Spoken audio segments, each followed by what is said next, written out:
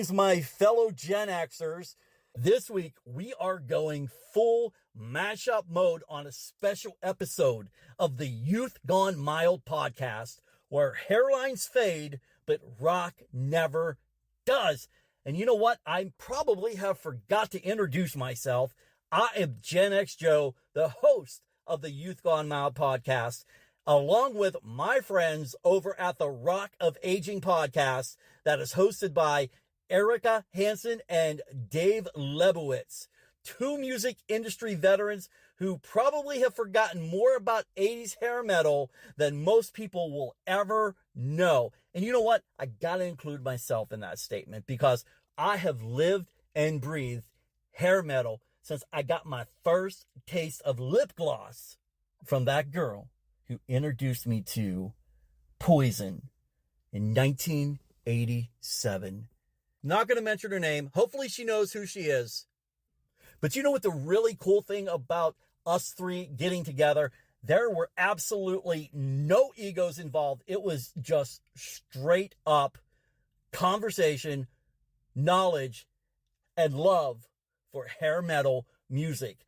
And together, we are diving deep into the latest news on Twisted Sister, Mötley Crüe, Skid Row, Kiss, and more bands that your parents probably disapproved of, which, let's face it, is exactly why we loved them and still do today. And I gotta tell you a funny story real quick. You know, going back several years, 10 or more, my mom fell in love for the first time with Bret Michaels and also Steven Tyler when they went country. And I will never forget, my mom has said, Joe, have you ever heard of this country singer, Bret Michaels? And I paused in my tracks when I was visiting her. And I'm like, excuse me? She's like, Bret Michaels. I really like his country music. I'm like, Mom, Bret Michaels is and always will be from Poison, okay? You know, the band that you forbid me to listen to when Open Up and Say Ah came out? Oh, no. That is definitely not the same guy. Yeah, Mom, it is. Like, almost a month later, Steven Tyler, she mentions his name. I'm floored. I'm like, Mom, Steven Tyler is from Aerosmith. You know, hard rock, dude looks like a lady, love in an elevator, walk this way. Oh, I'm sorry, son. Those songs just don't ring a bell to me. Yes, they should. I blasted them all through our house in the 80s and 90s. But I like him. But you did it back then. Oh my God. It drove me insane. It was like the roles were reversed or something, or in a Twilight Zone episode for me. And I know I got off track here, but oh man, I had to share those stories with you. I wish we would have talked about that during the podcast, Erika and Dave and I. Maybe we'll do it again if this goes over well. We'll do another podcast together. But you know what? I talked enough. Let's get into the Youth Gone Mild podcast meets the ROC of Aging podcast. And I am in my studio right now called the Wherever I May Roam studio. And why is that? Because I will go anywhere to get an interview done, such as this one. Actually, it was kind of easy to do. I just, sat at my kitchen table and we Zoomed. But hey, I've gone a lot deeper, gone down some rabbit holes to get interviews. All right, I just want to welcome right now Erika Hansen and Dave Leibowitz to the Youth Gone Mild podcast. Hi. All right. Hey. Ooh, can you hear me? Yes. No, not at all. Oh, no. You can't hear her? No, I'm kidding. Oh, all right. Because we've legit had that problem before when we've done podcasts before. So that's why I believed it completely. I'm good. We are both really good, I think. I mean, we had lunch today, like I was saying to you before, kind of getting everything ready. So I think we're pretty amped here. I was saying at lunch today that we have the best names for the podcast for sure. Youth Gone Mild and Rock of Aging. I mean, You Yes. say in 2026 or whatever, people can't come up with a good original name. I say that's not true. And I don't even use AI to think of stuff, other than like maybe doing graphics. That's about it. That's we're really just funny talking because about graphics. I just texted Erica a thumbnail that YouTube created for us for a video, not the one I'm using, just an example of how dumb they look when they do it. And it is pretty funny because we both aged like 20 years in the picture, which is insane. Well, we didn't post it anywhere. It's staying in the circular file. Oh, well, there you go. Circular file. Cool. So, all right. Okay. Well, I'm Dave, And I'm Erika. and we do the podcast Rock of Aging, and we're both in Omaha, but we're in separate locations, as you can tell. Yes, we're from not the- together in Omaha. We're separate in Omaha. Yeah, we are separate in Omaha, but we've been doing this podcast for about a year and a half at this point, and we jumped up from we were doing it monthly. We're now doing it 2 times a month, and the podcast has been going really well. I mean, we've been experiencing a lot of growth, and I don't know, it's been a lot of fun doing this. I mean, we met just a couple years ago, and it was just like perfect timing, kind of, because Erika had been on a podcast and that had ended. And I was kind of looking for a new sort of avenue to go in podcasting. And then it just sort of worked out timing wise perfectly. And we talk all about 80s metal. So Rock of Aging is all about the 80s metal era and the music and the scene and the culture and the artists. I did, as Dave mentioned, have a podcast before Rock of Aging. It was called Ages 9 to Adult, and it was with my childhood best friend, Tina, and she lives out in Los Angeles. And the two of us for 2 years did over 100 episodes of A92A. And this is my thing. Like, I love this music. I actually book shows for a living, so I am in the concert business, but my very favorite music is this 80s metal music. And so I love to talk about it and just get all nostalgic about the Sunset Strip and the scene and the culture and of course the rock stars. Yeah. I mean, it's definitely a lot of nostalgia and how much we love this music and stuff from our youth when we were kids in the 80s.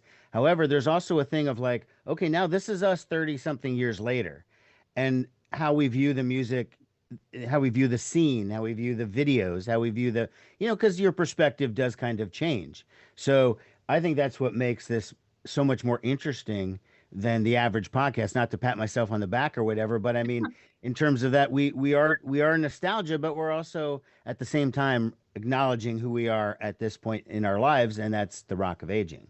And we're super excited to have Joe from Youth Gone Mild, which, as I was saying to both of these gentlemen before we started, I love both of our podcast names. Youth Gone Mild, Rock of Aging. I mean, they're the best names you could ever possibly come up with, especially for the type of content that we all talk about. So excited to meet you, Joe. Well, I'll tell you, first off, I couldn't agree with you guys more about the 80s hair metal hard rock scene. That's where my heart is. And just to give you an idea about the Youth Gone Mild. So I actually started out about 6 months ago. So I'm fairly new to the podcast scene, but I have years of radio experience working for a Pittsburgh market. But now that was 20 some years ago. I've been out of that market, but always had the itch. So anyway, I was invited as a guest on a couple of buddies of mine who have a podcast, and it kind of deals with nostalgia, but not so much music. And man, once I was on there, that itch started to scratch, and I was like, you know what?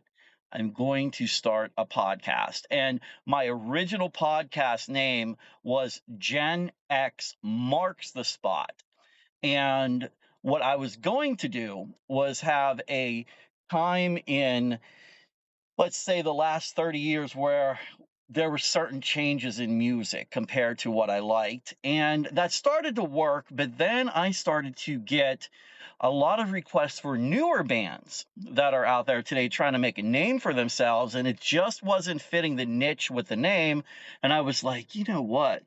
I need to change my, I don't want to say taste in music, but I need to break away from that 80s era, per se, bands, but still listen to rock and get to know some newer rock bands. Hence the shirt that I'm wearing right now. I don't know if we're live or being just audio, but it's the Bad Marriage Band. They're out of Boston. They make some great music. And to top it off, they have a key member, Tommy Skio. He is their guitar player, and he was in Tesla. I recognize that name. Yes. You and Dave have a lot in common then, because Dave does radio as well. He has a weekly radio show, and also he knows everything about new music as well as the classics. So I feel like you two are of the same cut. Yeah, from the we same took cloth. I mean, our paths may have been pretty similar, but I mean, Erica's and I is slightly different too, but we both grew up in the 80s loving all this music. This is, I mean, I was born on Kiss. That was my still is my favorite band. Age 55 years old, from the time I was 11, still to this day, I still love Kiss. And that never left. But there was a time in the early 90s, and my taste did sort of change, and it didn't mean I didn't like what I liked in the past. It just expanded. So for me, I never saw why there was so much conflict between, say, the hair metal era bands and thrash bands, because I liked them, versus what became alternative in the 90s. It sort of just, I don't know, good was good. And that's the continuum that I've kind of always been on. However, I have to acknowledge, and that's why this podcast is what we do a lot, is that this era, it's like we say in our little intro, it's like it's captivated us for decades. And so we're still referring to that time. We had a lunch today, and half of the discussion was like 1988. You know what I Yeah. mean? I mean, we're still there in that time frame, and I can't say that about any other eras. No, I'd have to agree with you too. And just to touch a little bit on that grunge era, when Nirvana first came out, I was still in high school. And Mhm. man, I'll tell you what, I can admit it now. I really dug Smells Like Teen Spirit. It was nothing like I had ever heard before. And I just kept that on repeat on my cassette and my CD. And then, all of a sudden the whole scene changed to grunge and alternative, and I was not hearing any of my favorite bands anymore. And I'll just give you an example, like Warrant, that pop hair metal type of music, and then they went with Ultraphobic, their album, they went grunge almost. And man, Mhm. it was like a dagger in the heart to me. Like, I'm like, oh my gosh, like grunge is going to be here to stay, an alternative. And I was just not a happy camper in the 90s at all with music. Yeah, I No. was going to ask you about that because, you mentioned some of these bands, and certainly a whole host of them did try to change their sound to sort of match the 90s grunge era. And so I think there were probably differing responses to that. I'm with you, Joe. Like that, I wasn't a huge fan of that. Like I didn't like it when Warrant, for example, tried to go grunge. And I read Bobby Brown's book actually, where she talks about Janie Lane a lot, and she was talking about the fact that he was very specifically trying to go after that more Nirvana-like sound. It was almost like depressed while he was doing it, because I don't know that it was necessarily the music that he wanted to play, but he felt like he had to play. And I'm with you. I wasn't a huge fan of bands that did that. No, Well, Kiss did a grunge album, Carnival of Souls. right. And I actually think it's underrated. I don't think it's as terrible as other people say, I'll be honest. But it is them blatantly chasing a trend and saying, like, okay, we're going to write kind of down-tuned, darker music, even though we're a party band. We Yeah. sing about chicks and partying and having a good time and whatever. But no, on this album, we're going to get dark. It just doesn't, it didn't ring like authentic. And I think that's what happens when Warrant does grunge, or another band tries industrial or something like that. That's not what what in their heart, and they're sort of trying to maintain what's current and stuff like that. Right. And I can't say I'm a fan of that album by Kiss. I think that is the worst album they have ever made.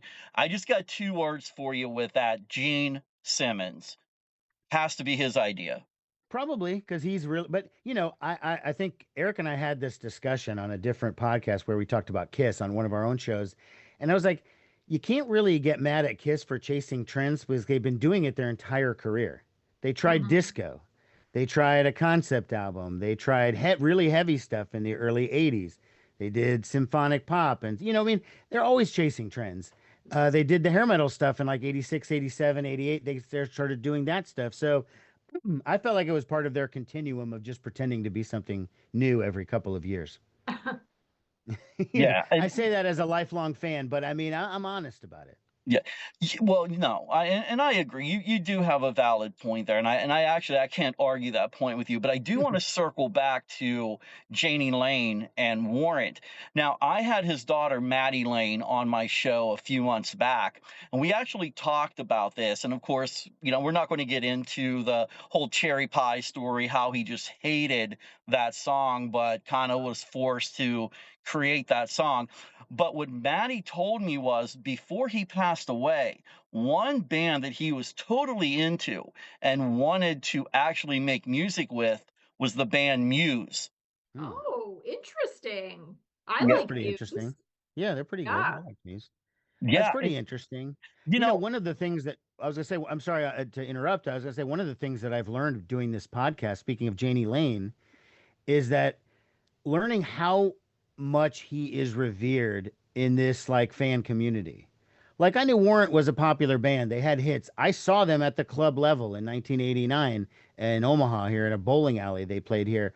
And so I know how they started and how big they got and whatever and how the fall was kind of fast, in like 92 or so. Mhm. But like I didn't realize exactly how much people love that guy. I mean, talented guy, of course, but like when you put him up, when people start talking about him who are fans, they get like emotional. yeah. Well, one of his closest friends back in the day was Todd Poole of the band Roxy Blue. And when him and I had talked, he has given me some inside information, on Janie. Nothing that was over the top or anything like that, but he was so just downtrodden the more he talked about Janie and his passing that you could even tell as what's the word I'm looking for, as an artist himself, that he just admired Janie Lane. He was a great Yeah. vocalist, and Dave and I just saw Warrant less than a Not, year ago yeah, at last, a yeah. venue here. Of course, they've had a different lead singer for a very long time, and he's great. But I do think that Janie had a presence. He had a vocal style that was different, and I think you're right, Dave. I think he really was revered just among the community, and I think also it was a sad story. It's sad that Yeah, the to be ending sort of wasn't like wasn't depressed very, about the whole thing yeah, and never really came back out of it again. that's true. Yeah. That probably adds to to the intense feelings that people have because of the fact that of what happened with him and stuff. Mhm. So, no doubt. Well, we're kind of talking about going to concerts, and I want to ask you guys a question. There are varying perspectives out there about how to see music like this now. I'm 52. Dave just said he's 55. You're obviously part of our generation as well. Do you like the standing sort of situation when you're going to a show now, or do you prefer sitting? Because I think some people still like the standing because it feels like it's a rock show and it feels like the right environment. But I've got to tell you, I like chairs. I'm just gonna say it. It depends on the setting, of course. But for me, if it's like in an outside arena, I love standing. Okay. I mean, Mhm. especially if I'm by myself or I'm with my wife or a friend. Now, for my youngest son, though, he's only 11. So when people are standing, it's rough. He's like, Dad, put me on your shoulders. And I'm like, oh my God, I'm Yeah. 52, dude. No, no. Well, Yeah. I'm sort of in between you two because I think ideally, I'd like to say I like to stand because it's a rock show and it's not you're not watching a movie, but at the same time I have to acknowledge my age and like sometimes I just if there's three bands or something, I mean, are you kidding me? I can't stand for three bands. No. It's rough.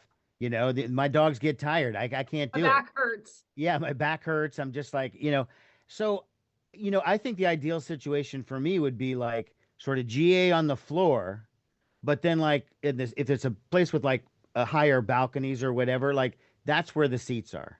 So Mhm. people can pay for a Good pick. reserved seat up there, but then if you want to be, get right up next to the stage or whatever you want to do, then you can just be sort of general admission on the floor. Having young kids at a rock concert for me was always extra perks because I had my boys grow up on 80s hair bands. And I'll never forget, we went to a Chickenfoot concert with Sammy Hagar, and of course, Michael Anthony was there and everything. And we were somewhere in the middle.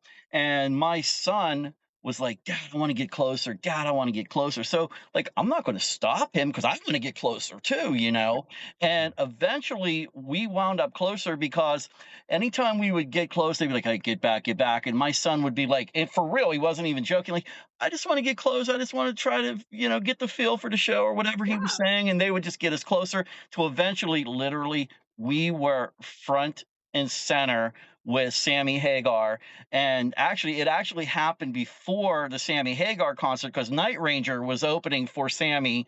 And we got to go up there, and Jack Blades gave him a guitar pick, and he got a drumstick and everything else. And then when Sammy was there, my son was like, Dad, this is the life. I'm like, oh yeah, man, it is. So life, you've addicted. This isn't the life. That's Well, I great. don't know.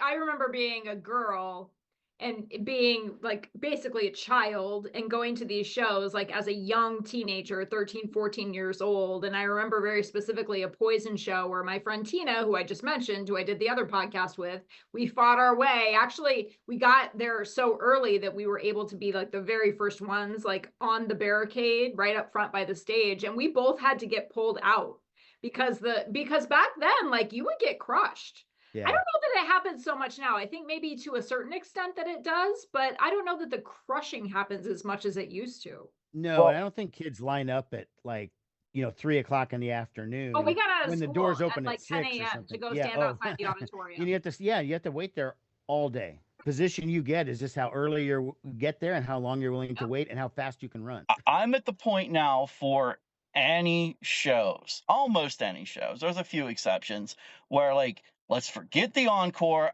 I want to leave. I want to beat traffic. Let's go. hmm I start plotting my way home and figuring out, okay, when exactly am I going to leave so that I can get to the parking and get out of there before everyone else does. And there are certain bands though, like Guns N' Roses. I will not leave early for Guns N' Roses whatsoever, and Okay. that's just a given. Although I did have to leave one time early for a Guns N' Roses show. They were about 3/4 of the way through, and this is my older son now, going back to probably 2016 when they came from Pittsburgh, from where I'm based out of. And my son kept saying, Dad, I don't feel good. Dad, I'm like dizzy, I'm lightheaded. And I'm like, Oh oh, you're gosh. just dehydrated, man. Here, take some water, whatever. No, Dad, I think it's the cigarette smoke. And I'm like, cigarette smoke? Oh, dude, you're like high, man. Like he was getting Oh secondhand marijuana smoke. And no. literally, we had to leave because he was just being overcome by that. So, on No. that aspect of being in the outdoors, depending on where you're sitting, I'm not a fan when I have my kids there. So that's a true actual story.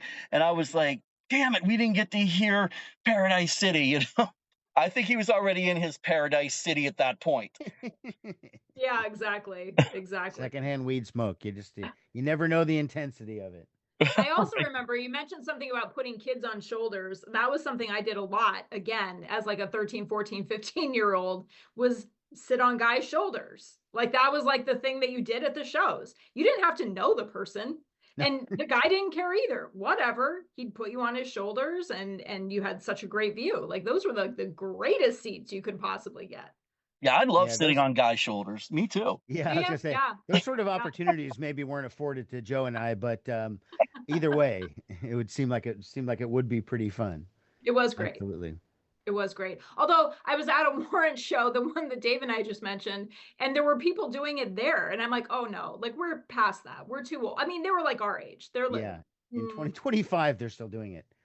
no, not 25, 55. No, 20. I said 2025, but 2025. Yes, yeah. that's right. Yeah. Yes. Yeah. Pretty Maybe that's crazy. a little weird. Yeah, 100%. So, what do you think about some of these bands? Obviously, there are always lineup changes because a lot of these bands now have been performing, some of them 40 years or 50 years. I mean, as crazy as that sounds and seems, some of these bands have been around for a while. But like, for instance, Twisted Sister just recently announced that Dee Snider is taking a break and Sebastian Bach is coming in. What do you think about that particular mashup? Do you like that combo? I do, but You I'm do? curious what you guys think about that. I personally hate it. Really? Why do you hate it? Oh man, okay. There are just certain bands that cannot replace a lead singer, and Twisted Sister is one of them. I mean, Mhm. I don't care how well known and great Sebastian Bach is on his own or when he was with Skid Row. No, I would not go to that show at all. Have you guys seen a Twisted Sister show? Because do they do the whole thing, the No, whole makeup, clothes, everything? Do they not do that anymore? no, Okay. I they mean, I don't. think for a while when Mark Mendoza was still in the band, the bass player, he was the one who refused to put the makeup on for a while, but the other guys did, Oh. but he wouldn't. And then I think they just abandoned it altogether. But I'm with Joe on this one because I just I don't think he's even a good replacement. Like I like Sebastian Bach. I'm not knocking him. I think he should be back in Skid Row. I think it's ridiculous that Skid Row won't let him back in. It is just sheer idiocy that they won't. But Twisted Sister, like it's too identified with Dee Snider, and I think seeing somebody else up there singing those songs, even if he does it well, it's like when Axl Rose did AC/DC. It's like Yeah, AC/DC is awesome, Axl Rose is awesome, but I don't want to see the two of them together because for me it just doesn't work. That's right. So, just like, you one would man's prefer that opinion. the band not perform at all, then replace the lead singer. Is that more of the camp that you guys are in? See, I can sound so contradicting on things that I'm going to say here. Again, I kind of got to go back to it depends on the band for me. Now, Okay. Yeah. Twisted Sister, no, you cannot replace Dee Schneider. Now, let's look at Motley Crue. Okay. If Motley Crue still had Mick Mars in the band, okay, I would say let's replace Vince Neil with John Corabi again because I think Hmm. John Corabi is one of the most underrated vocalists there is in rock music. I loved when he was in the Scream and when he replaced Vince Neil. That album I think was great. Now, whether they should have kept the Motley Crue name, eh, I don't know. But where Vince Neil is right now and all the controversy about backing tracks and everything like that, you know, I had the opportunity to go 2022 with Motley Crue, Poison, Def Leppard, and Stadium tour. yes, thank you, the Stadium tour, yeah. stadium tour. And, I've seen Def Leppard on their own. I've seen Poison on their own. I've seen Joan Jett. I've seen Bret Michaels' solo band. I've actually seen Motley Crue with all the original members. And that's going back 10, 15 years. But the way Vince Neil sounds now, yes, if they had a replacement singer for Vince Neil, I would be thrilled, but only if Mick Mars was back in the band.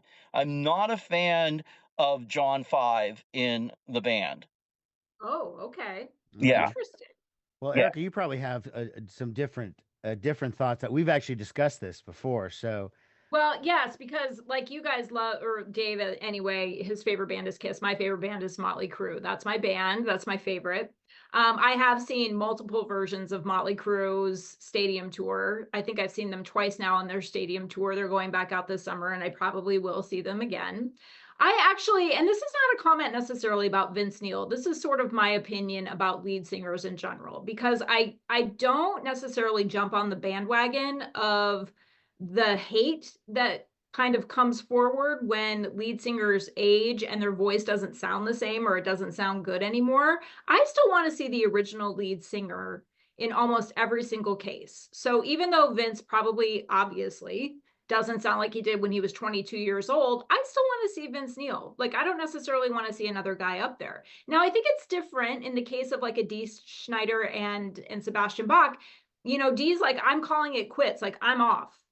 And so then it's like a question of like, you're not going to see Twisted Sister at all anymore unless they replace the lead singer. And in that case, I think it's okay. Like, I think it's okay to replace them with somebody else so that the band continues. But if the lead singer is available, I love the lead singer performing with the band. But I agree with you, Joe. I love John Corabi. He's a Yeah. really, really great vocalist. I wish he would do something else. I mean, he does things. He does a lot of things. He's been with the Dead Daisies a bunch, and he does a lot. But I love Vince Neil and Mötley Crüe. And I actually love John Five and Mötley Crüe, to be honest with you. I love Mick Mars as well, but Mick Mars never moved on stage. And so when you watched Mötley Crüe at the very end there, it was Mick Mars not moving. It was Vince Neil really not moving. It was Tommy behind the drum kit. And Nikki was like taking over, he had to do it all. Yeah. He had to do all the work because nobody else was moving. I like John Five's addition because I think he brings some excitement into the mix. And I thought he was a great showman, at least on the last stadium tour that I saw with him. Yeah. Well, I mean, I'm torn because I've seen on YouTube some of those performances from Vince, and yes, they are quite bad in occasion. And before it was announced that he had a stroke, which might have explained some of that. There is also just the aging. There's also just the, lack of taking care of yourself and stuff like that. You party for decades, and at one point you realize it's all caught up to you, and you kind of have to take care of yourself a little bit. Yeah. So part of it is like, yeah, I don't really want to see a different person up there either. If seeing Mötley Crüe, I would kind of want to see Vince. But, if these performances this summer are going to be at the same level that they were like a year and a half ago or whatever, when last time they were on tour, it's tough. I mean, to pony up that much money for a ticket and, to wait for the other bands. And, sometimes you have to drive a couple of hours to get to the show. They don't play every market. So I don't know. As far as John Corabi coming back, I mean, I think that would be interesting. That would be one of those type of deals that would be interesting. But I think there's like a small cadre of Mötley Crüe fans who love that 94 self-titled album. My friend Matt that we had lunch with today is among them. He loves that album, plays it constantly. But I don't think they would, that they would sell any tickets again, just like 30 years ago or whatever, unfortunately. Although I would go. I'm debating on the Mötley Crüe concert that's coming here to Pittsburgh in July. And the reason why is, one, it's a day after I come back from vacation. But I we'll take that just a little bit out of the equation. But the other reason that I would go, the other two reasons I say I would go to the concert, is who they have as supporting acts. Tesla, my second favorite band, hands down. Love Tesla. And Extreme. You got Nuno Betancourt, who I would rank right up there with Eddie Van Halen as a shredder. Agree. And that's why I might go to the stadium tour yet again. I guess I don't know, it's not called the stadium tour anymore. They're just playing amphitheaters, but because of those openers, Tesla and they were doing they're calling it like the Carnival of Sin. Carnival of Sins again, I right. think, Yeah. The second version. But the other thing too is I do want to get back to the topic of Skid Row and Sebastian Bach, if you guys don't mind. Yeah, sure. Yes. So, I have a degree in marketing as well. And one of the things that I thought would be great, if some people were soured on the Sebastian Bach fronting Twisted Sister home front, why couldn't the powers that be that are in charge say, hey, let's contact Rachel or Snake or anybody in Skid Row and say, listen, we're going to give you the opening slot here for the Twisted Sister tours, but Sebastian has to be on lead vocals. Maybe they play a 4 or 5 song set of their greatest hits, and so Sebastian's vocals will stay in shape for Twisted Sister. Just my thoughts on that. I think that to me, I would go to. That's interesting. I mean, yeah, I think the thing about Skid Row at this point is these guys, Rachel, they have to be smart enough to realize that no matter what the kind of tickets they're selling right now, and no matter what kind of venues they play, and no matter what kind of draw they have, if they got Sebastian Bach in the back in the band, it would be bigger just by the virtue that it's him and it's a reunion. They have to understand that, and yet they don't care. They've had a million opportunities to get a new singer. They were already on their like 8th singer at this point. Or they're auditioning. They're doing like American Idol for Skid Row. It's just silly at this point. Like, I get it, you hate him, you know what? But bands that don't Kiss didn't really like each other when they got back together in the 90s either. They still hadn't really resolved all their issues, but for that amount of money, you just look past it. You know, we don't even have to call it a reunion with Skid Row, okay? Like a permanent reunion. This is just a let's do this one time this summer. Let's get together with Sebastian, make some money, make the fans happy. Sebastian, you can then go on your merry way. You did reunite with us. I think that's all you ever wanted, anyways, to reunite with Skid Row, and we call it a day. You were talking about Dee kind of being irreplaceable. I kind of think Sebastian Bach's an irreplaceable lead singer, and he still sounds really good. And so I'm with Dave. You know, I don't understand why Skid Row is just kind of like putting their foot down. I get it. You don't like him and you don't want to tour with him, but a bunch of bands don't like other members in the band. Like it's what you do. So Mötley Crüe didn't like each other for years. exactly. Well, Exactly. I mean, well, you know, it's kind of funny. The T-shirt that I have on with the group Bad Marriage, when I was talking to Mike, who actually put the band together, he's our lead guitarist. I said, Mike, like that is just a awesome name for a band, but how did you come up with it? And he was like, dude, being in a band is like being in a marriage. It's basically going to be a bad marriage, but you got to put up with a lot of crap with one another if you want to make it work. Yeah, it's true. It's Yeah. true. Very few bands are gonna last 40 plus years and everyone gets along and the original members stay intact. I mean, very, very few. well, and every long-term band has this period where they have issues. I mean, the Rolling Stones had it in the 80s. Mick and Keith weren't speaking. In the 90s, Tommy left Mötley Crüe, and they brought in a series of other drummers. I remember they had well, at least three that I can think of off the top of my head that played with them. And so like it happens, you just kind of go through a funk, but like the good ones, I mean, I don't know. They come back. I lost my train of thought there for a second there, but my idea was that well, whatever, let's just move on. Sorry. I forgot what I was going to say. That's the age talking right there. That's Forgot what that's I was rock gonna of say. yeah, that's rock of aging. I just completely forgot. Well, here's another question for you guys, because let's talk about like some of these 80s metal bands now. Like, who do you think is still doing a good job now? Like, who's still got like good fan engagement and or putting out good new music, or really just like still doing kick-ass live shows? Who do you still like seeing? For me, I got to go back to Tesla.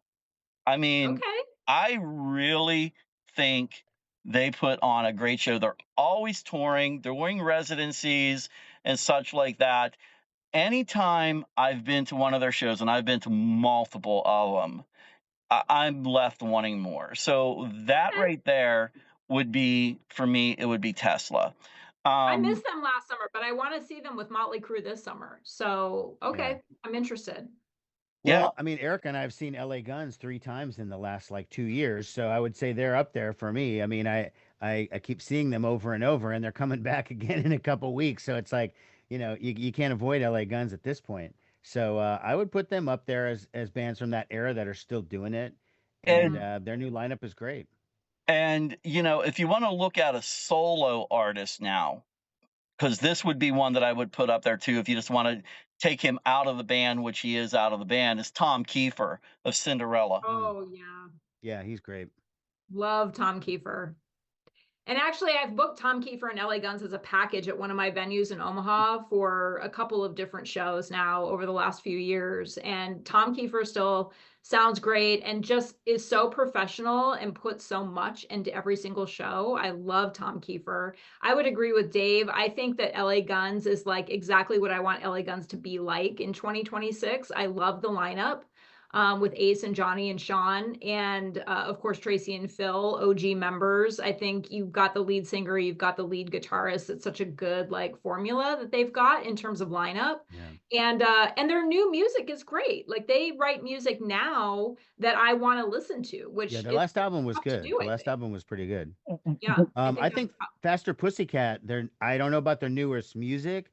We saw them live a little while ago, a couple years ago. Their current incarnation was very good. I mean, Yeah. it's only Tammy Down. I don't think any other original members are in the band, but like they've turned into this kind of different, almost like biker kind of rock mixed in with their glam past. I mean, it's just a good mix. I think they're doing something really cool in 2026. Well, those three bands that you talked about, this is probably 2 or 3 years ago. They were all on the same bill. It was Tom Kiefer, LA Guns, Faster Pussycat, Yeah, I and saw that show. Yeah. and I had the pleasure of meeting almost everyone from LA Guns and Faster Pussycat. Great guys. You're right. They still kick ass. Is there anybody that you guys have either that you've met, you've interviewed on the podcast, or that you've just seen live and you've changed your opinion about whether you did or did not like that person, that band, that music? Yes, to both. I'm not going to mention the artist name, okay, that is still active in the hair metal hard rock scene, but I interviewed them not too long ago, and I felt they treated me as if I was beneath them. Oh, okay. And they were in a fairly popular band. I mean, I'm not going to say they were in the status of Mötley Crüe and Guns N' Roses, but I mean, they had multiple albums out and, Headbangers Ball, different things like that on MTV. And I interviewed the lead singer, and I just felt that he was very condescending. And I debated whether or not to actually post the interview or not on my podcast. Interesting. Wow. And I did. I still posted it, but yeah, there was that one singer, and I just want to keep the peace. I don't want to Yeah. throw Yeah. anybody under the bus. But I will say this: going back to my radio days, back in the late '90s and into the 2000s, a lot of country artists who I thought would be super nice were not so nice. Really? Yes. Now, I will say this. There is several artists out there who go above and beyond in the country scene. I'll give you one name, and I don't know if you know the name or not. Aaron Tippin. Oh, yeah. Okay. Yeah. So this is pre-wife. Okay. I was dating a girl back then, and we went to high school together, and I took her to the concert, and we were going to meet Aaron Tippin after the show. And we got there and we had to wait. And just as he was walking out of his tour bus, he put this big old chew in his mouth. Okay. And you could just see the slobber coming down. He wiped his hand on his t-shirt and everything. And he went to shake my hand, and I shook it because I was like, I'm just going to shake his hand because, I'm representing my company, And the girl that I was seeing at the time, she looked at him and she goes, "Yeah, I don't think so. You just had your hand in your mouth with chew." And I'm like, oh my God. And, he got this look on his face like, I am so sorry. I was just so focused. My adrenaline was pumping after the show. My apologies. Like, he just could not apologize enough. And he actually invited us onto his bus and had us stay longer than the others that were there. Like, he just went all out Oh. for us. So I always Oh. tip my hat to him. Okay. Yeah. I thought it was going to go the other way. I thought you were going Yeah, to say yeah. he was a No, huge no, jerk. no. I wanted to tell a positive story, Okay. Yeah. I've never had a really negative experience with an artist that I've met. I've been fortunate.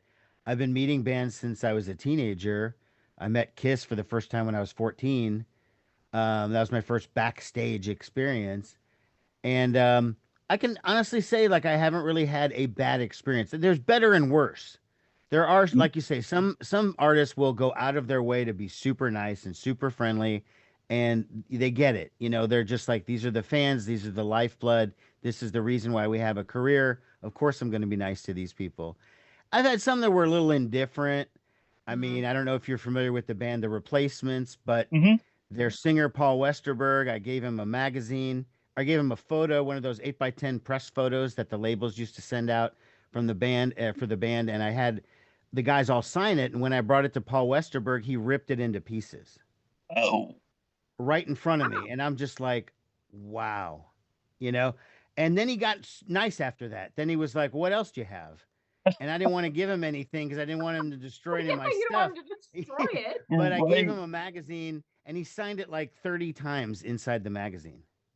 Wow. It was so Okay. weird. But I Well, guess that's the closest to a negative experience I've ever had. I've I've had, so we'll use that word indifference with, I don't mention these two artists because I probably will never meet them, and they're not per se in the rock genre, but the Beach Boys.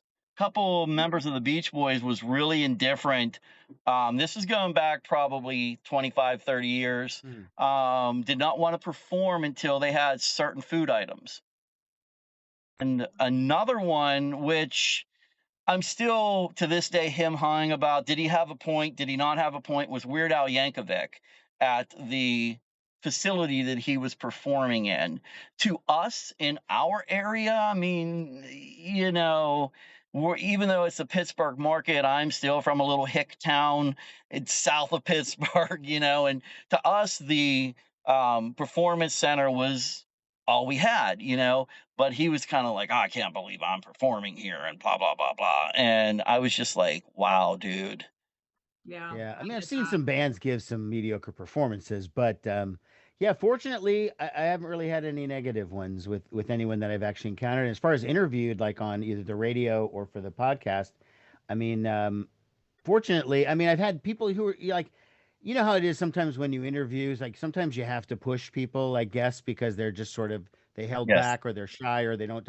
So I've had to do that with some people, and it's like it feels weird that I'm sort of prodding these people, like you've done like 1,000 interviews, why aren't you good at this? But that's sort of happened, but nobody's fortunately, knock on wood here, whatever, nobody's been outright mean or rude or whatever. Well, it's funny you say that, Dave, because I just did an interview today with, and I don't want to say this person's name either, but with a really popular 80s and 90s band, and they're still out performing today, although he's not the lead singer of the band any longer, but he's now doing solo work and he has a new album coming out.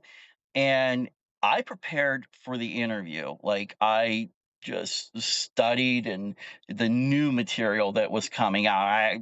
Brainiac me, I suck in all the old stuff. I could just ramble it off, but I wanted to be prepared. And I started asking him questions about the new album, and he was just like, "Oh, they released a new song? I didn't know that." I'm like, "Okay." He's like, "So that's the reason for all these interviews that I've been doing today."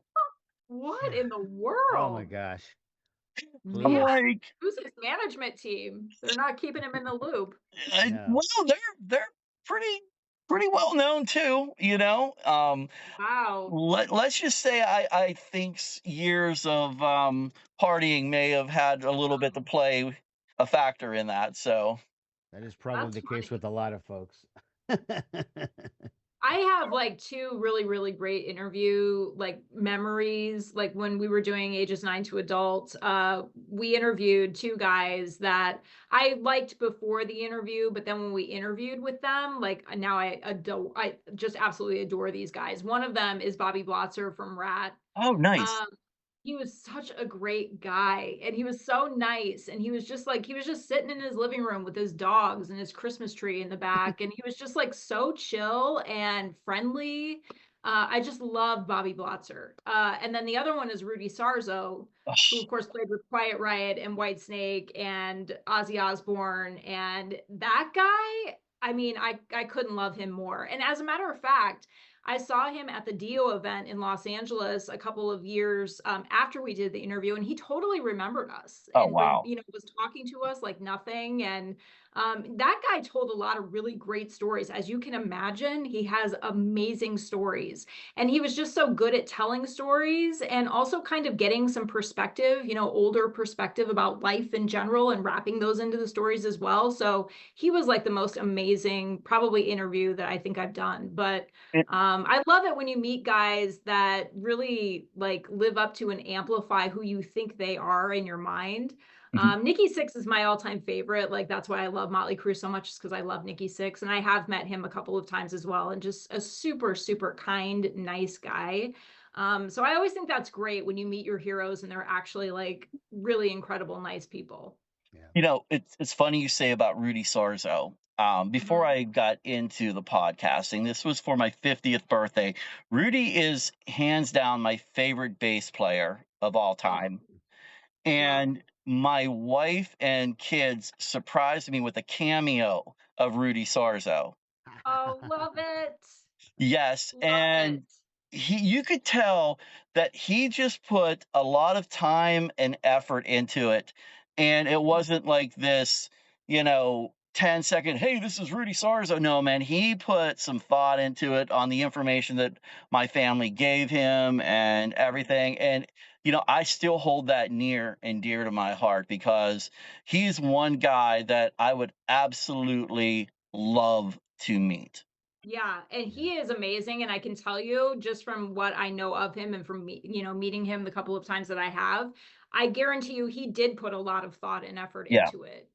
That he wouldn't do something like that just off the cuff and as something that was a pain in the ass that he had to do. He would think about it and he would put like thought and feeling into it even if he'd never met you before. That's just how he is. And let me add this, what he charges, I don't know about now, but what he charges on Cameo to do that was very insignificant amount. And he Really? put, yes.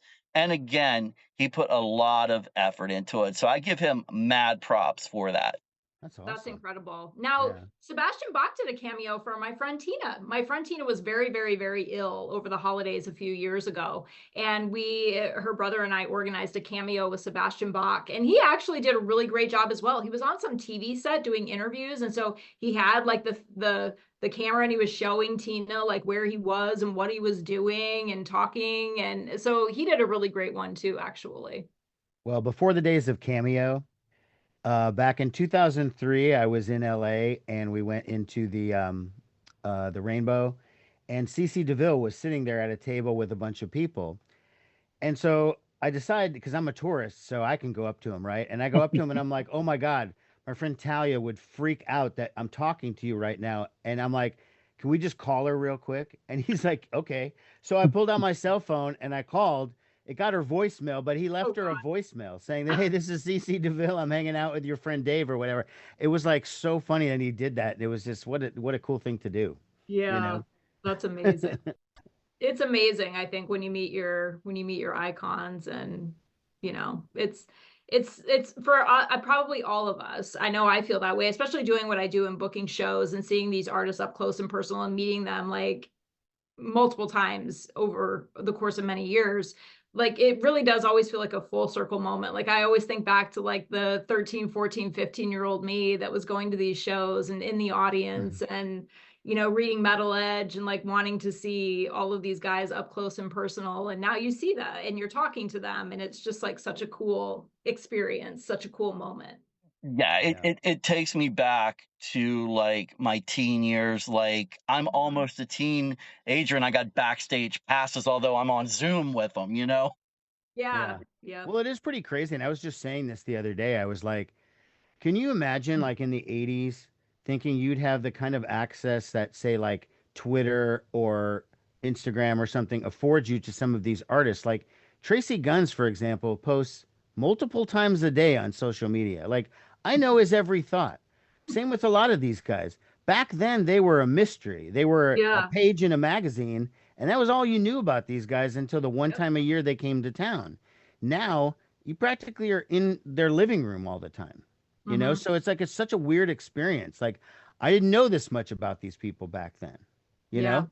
And for better or worse, I do now. And I think better for the most part. But it is crazy, like to think these people that you used to idolize, and now it's like, yeah, you could send them a little DM and they actually respond, and you're like, wow, I this guy know. actually just wrote me back. That's Yeah. insane. Oh yeah. That's kind of how another way my podcast got started. I couldn't figure out who I wanted to have for a guest. Do I go big? Do I go small? This or that?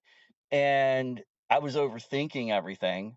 And so I've been friends with Stacy Blades on Facebook for multiple years, never met the guy, nothing like that, but just kind of like you said, Steve Brown, messaged you and so forth, or commented, I should say. And that's kind of how we formed this, I'll just say it, a relationship. I made some comments and he would message me back and then, or comment back. And then I was like, you know what? I'm going to reach out to Stacy Blades. I'm going to see if he's going to be if he can be my first guest. And sure enough, he was like, dude, I will absolutely do it. And I was kind of like, okay, now what? Do I have to pay you to do this? How does this work? Yeah. Right. And, he was kind of like, no, man, let's just do this. And, lo and behold, he was my first guest. And, we're still in touch to this day. He's like, matter of fact, I just messaged him a couple days ago regarding the Rocket Mafia. I'm like, dude, when is the Rocket Mafia coming to Pittsburgh? This is Ricky's hometown. Let's do this, He's like, we're working on it. I just did a Ricky Rocket interview. Awesome. So, yeah, he's also another super delightful person. It was so funny, Erika, your text when you told me about that. I misread that as Ricky Rackman, not Ricky Rocket. Oh, and I was like, I've interviewed Ricky Rackman as well. Yeah, I was like, well, that's weird because he's in town like in like a month and a half or so. Like, why, And then I reread it and it was Ricky Rocket. Okay. Yes, Ricky Rocket. Yes, and he's a much delight. different. So. Much Well, this different. was so fun, you guys. I love this mashup of Youth Gone Mild and Rock of Aging. We'll have to get together again sometime soon and collaborate. We have a lot of things in common and a lot of good discussion topics about 80s metal and the music that we love. So this was super fun. Absolutely. I couldn't agree more. Absolutely. Yeah, this was a lot of fun. I hope that all the listeners, definitely, I think we should do a remix. Yeah. Well, for my listeners out there, how can they find you? Where can they find you at on social media? What's your handles? You can find us on Instagram at Rock of Aging and Facebook, same, Rock of Aging. And then Dave, tell them where they can find us on streaming. Right. So the YouTube, if you want to see us on YouTube, the channel is called The Dark Stuff.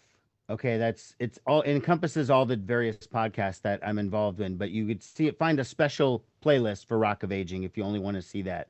So you look for us on YouTube under The Dark Stuff. You can find Rock of Aging on everywhere you get your podcasts. Apple, Spotify, Amazon, whatever. All of those various podcast platforms were on there as well. And what about you, Joe? Where are people finding Youth Gone Mild? Well, again, just like you guys, on all social media platforms, it's at Youth Gone Mild PC. And believe me, the PC does not stand for politically correct at times. Got it. For podcast, right? Exactly. There you go. And of course, wherever you get your streaming at, Spotify, Deezer, YouTube, I'm out there. Well, we'll all have to stay in touch, and we'll have to do another collab episode sometime in the very near future. That would be awesome. Maybe we can do a summertime wrap up of all the concerts we went to.